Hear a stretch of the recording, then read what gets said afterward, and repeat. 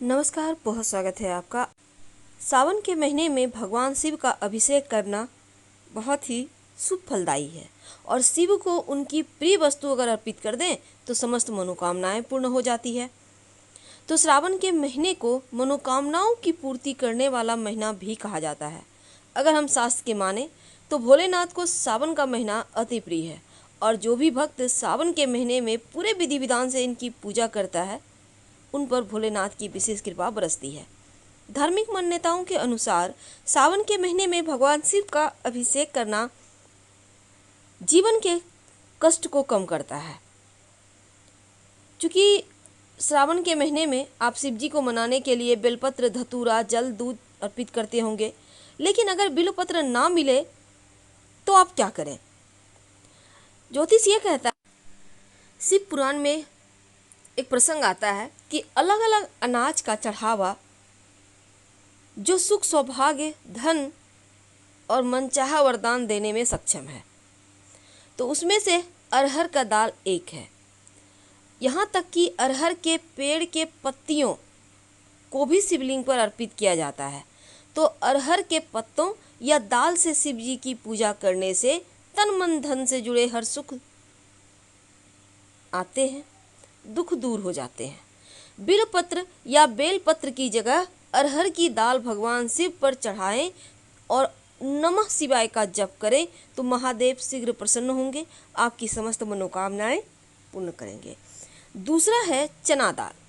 कहा जाता है कि बेलपत्र चढ़ाने से ऐश्वर्य, वैभव मिलता है, सारे पापों का नाश होता है और बिल्वपत्र चढ़ाते वक्त यह ध्यान देना जरूरी होता है कि वह कटा-फटा ना हो, खंडित ना हो।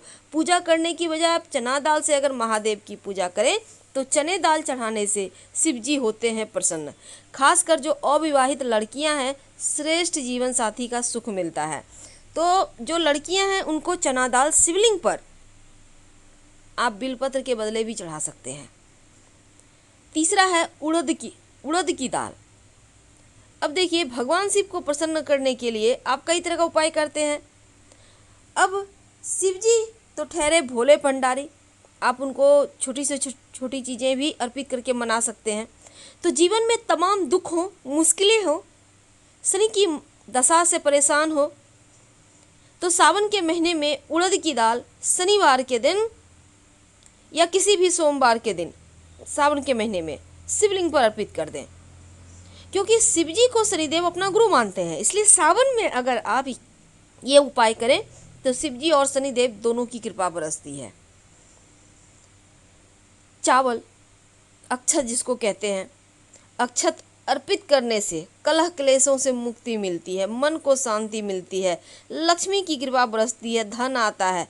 बस चढ़ाते वक्त ये ध्यान रखना है कि शिव जी की पूजा में, महादेव की पूजा में शिवलिंग के ऊपर टूटे फूटे हुए खंडित चावल बिल्कुल भी ना चढ़ाएं और चावल चढ़ाते वक्त शिव जी के मंत्र का जप करते रहें। हर एक अनाज, हर एक पूजा, जो भी पूजा करते हैं, नमः शिवाय, नमः शिवाय, नमः शिवाय लगातार कीजिए।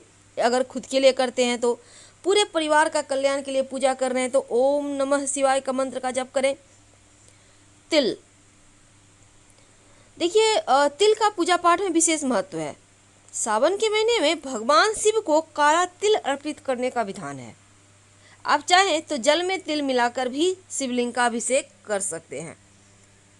पूजा के समय शिवलिंग पर बिल्वपत्र पुष्प की जगह आप काले तिल का प्रयोग करें, यानी कि काला तिल अर्पित करें तो जीवन के समस्त कलह क्लेश समाप्त हो जाते हैं, मानसिक शारीरिक स्वास्थ्य बेहतर होता है और भगवान शिव को भोले भंडारी कहा जाता है। तो उनको प्रसन्न करने के लिए आप मनोकामनाओं की पूर्ति अनुसार वस्तु अर्पित कर सकते हैं। मूंग, हरा मूंग। अब देखिए, हरा मूंग या मूंग की दाल जिसको कहते हैं, भगवान शिव मूंग की दाल को बहुत पसंद करते हैं, उनको बहुत प्रिय है और इसे चढ़ाने से आपकी समस्त मनोकामनाएं ही पूर्ण हो जाती है। बस ध्यान ये रखना है, हर एक वस्तु आप 108 की संख्या में चढ़ाएंगे। आपके लिए अगर संभव हो तो एक एक करके चढ़ाइए और मंत्र बोलते जाइए, नमः शिवाय।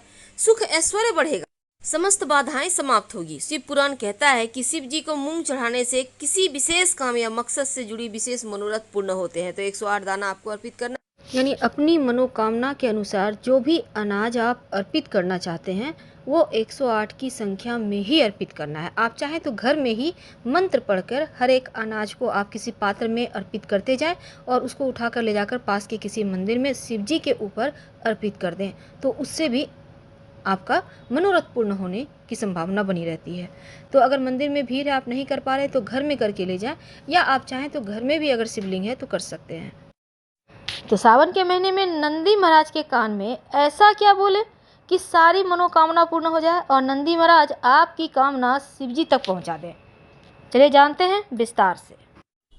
सावन का महीना आ चुका है और सावन में किसी भी दिन जब भी आप शिव जी के मंदिर में जाएं तो नंदी जी वहां जरूर आपको मिल जाते हैं, क्योंकि नंदी जी के बिना तो शिव जी ही अधूरे हैं।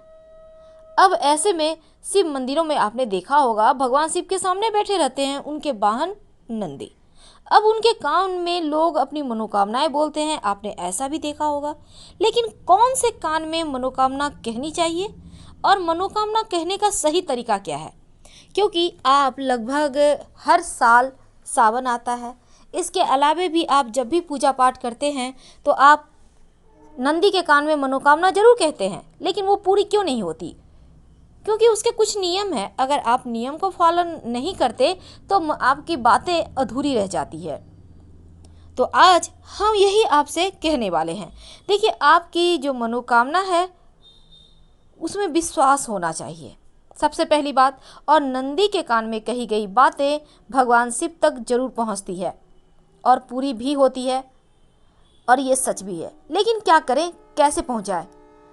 देखिए, नंदी भगवान शिव के प्रमुख गणों में से एक है और कहा जाता है कि नंदी पहले पूर्व जन्म में शिलाद ऋषि थे, जिन्होंने 1000 वर्षों तक घोर तपस्या करके भगवान शिव को प्रसन्न किया और उनसे यह वरदान पाया कि वे सदैव उनके साथ ही रहेंगे।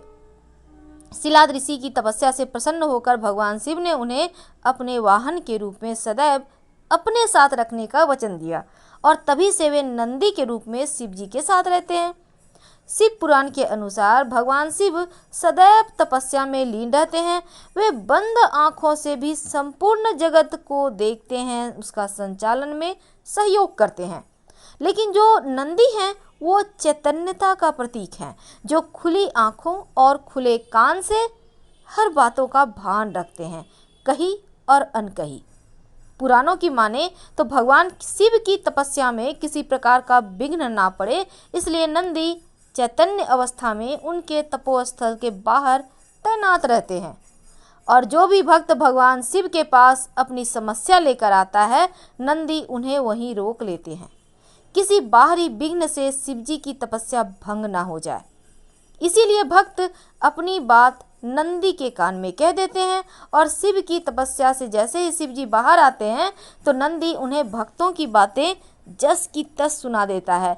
जैसे ही जिस भी भाव से भक्त ने उनको कही है उसी भाव से सुनाते हैं और शिव जी तक पहुंचाने में कोई भेद नहीं करते। तो सही तरीका क्या है? सबसे पहली बात तो नंदी के कान में आप अपनी समस्या या मनोकामना जब भी कहें तो नंदी के कान में कहने के पहले एक बात ध्यान रखें कि आप सबसे पहले तो अपने हाथों को कवर करें, कान को, अपने मुंह को, क्योंकि कोई आपकी कही हुई बात को सुन न ले। और ये भी ध्यान रखें कि आपके जो बोल रहे हैं आपका मुंह भी कोई ना देखे, यानी पास खड़े हुए व्यक्ति को पता न चले कि आपने नंदी को क्या कहा। अब चाहे तो दोनों हाथों से अपने होठों को ढकें और फिर नंदी के कान में किसी की दूसरी की बुराई मत कीजिए, दूसरे के लिए बुरी बातें मत कहिए, वरना शिव जी का क्रोध बढ़ जाएगा यहाँ पर। और नंदी के कान में मनोकामना कहने के पहले नंदी की पूजा जरूर कीजिएगा, उन्हें भेंट चढ़ाएं, फल मिष्ठान जो भी आपके पास है अर्पित करें। और उसके बाद चूंकि नंदी के कान में कहने का विशेष महत्व है, तो नंदी के बाएं साइड कान में आप अपनी मनोकामना कहें और उसके बाद जय शिव जरूर बोलिएगा, या फिर शिव शिव ऐसा बोलिए। फिलहाल हम आपसे विदा लेंगे। हर हर महादेव। धन्यवाद।